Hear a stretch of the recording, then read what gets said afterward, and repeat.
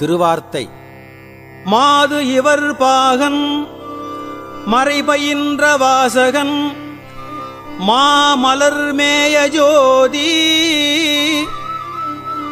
கோதில் பரங்கருணை அடியார் குலாவும் நீதி குணமாய நல்கும் போதலர் சோலை பெருந்துரை எம்புண்ணியன் மண்ணிடை வந்திழிந்து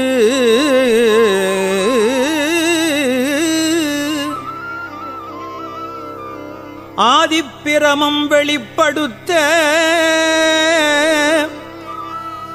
அருள் அறிவார் எம்பிரான் ஆவாரே. மாலையன் வானவர் கோனும் வந்து